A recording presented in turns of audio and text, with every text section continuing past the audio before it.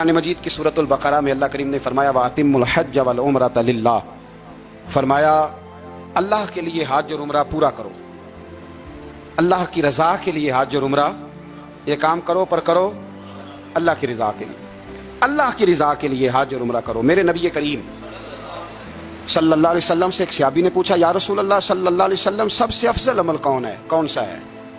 अमाल तो ढेर सारे हैं ना, गली से कंकर आपने उठा दिया तो वो भी सदका है।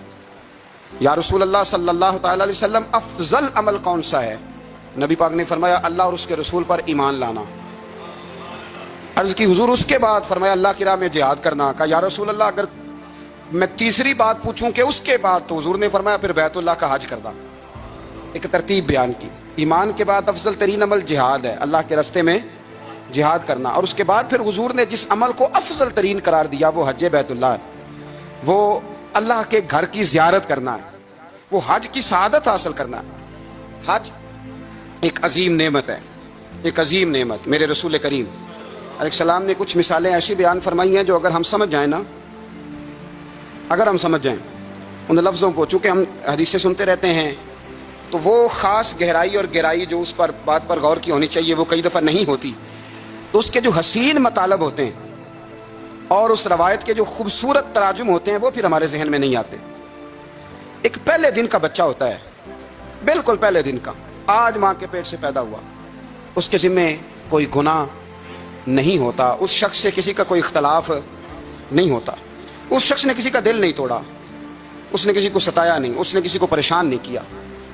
अब मेरे नबी करीम अलैहिस्सलाम का जो मिसाल देने का अंदाज है और जो समझाने का तरीका है, वो तरीका देखे कितना अनोखा है। हुजूर फरमाने लगे जिस बंदे ने हज किया और ना उसने उसमें कोई फुहश बात की, ना कोई गुनाह का काम किया, और हज करके वापस आ गया, तो यूं समझो इस तरह हो गया जिस तरह आज माँ के पेट से पैदा हुआ है।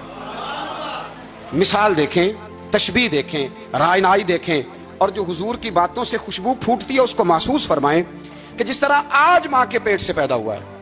आज वो जो खूबसूरती होती है पहले दिन के बच्चे की, वो जो रानाई होती है, वो जो अच्छा लगता है, वो जो चाव चढ़ता है, वो जो उसके आने पर लोगों को तसल्ली होती है, वो जो मुबारकें होती हैं, वो एक खास उस आने वाले बच्चे की अहमियत है, फजीलत है, उसके ज़िम्मे कोई गुनाह नहीं।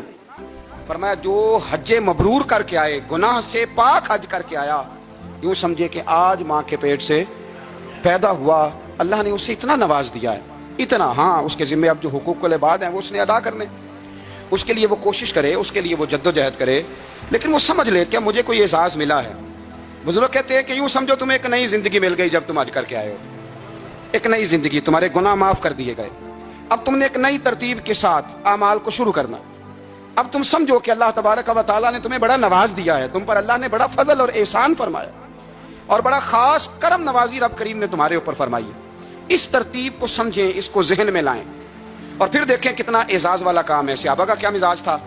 हजरत ज़ासान रदी अल्लाह तआला अन्हु फरमाते हैं कि हजरत अब्दुल्ला इब्न अब्बास का जब आखिरी वक्त आया तो उन्होंने अपनी औलाद को, कबीले को, बच्चों को बुलाया। हमारे यहाँ जब आखिरी वक्त आता है तो कुछ वसीयतें की जाती हैं कि वो वाला मकान फलां का है, वो वाली जायदाद फलां की है, ये उसको दे देना, ये रख लेना, ये मेरा कर्जा। ये भी अच्छी बात है, चलो हकदारों का हक उन तक पहुँच जाए। लेकिन हजरत अब्दुल्ला इब्न अब्बास ने अपने आखिरी वक्त अपने बच्चों को बुलाया और बुला करके फरमाने लगे, बेटा मेरे पास बैठो, मैं तुम्हें अपने नबी करीम अलैहिस्सलाम की एक हदीस ना सुनाऊं? अल्लाह करे हमें भी हुजूर की हदीसें सुनाते सुनाते ही मौत नसीब हो। आमीन तो कह दे यार। अल्लाह ताला इसी रास्ते में ना मौत अता करे। मैं अपनी हयाती तो कुर्बान थी वहाँ मोहम्मद मोहम्मद पकींदे गुजर गई, मोहम्मद मोहम्मद पकींदे गुजर गई, अहद नाले अहमद सदींदे गुजर गई।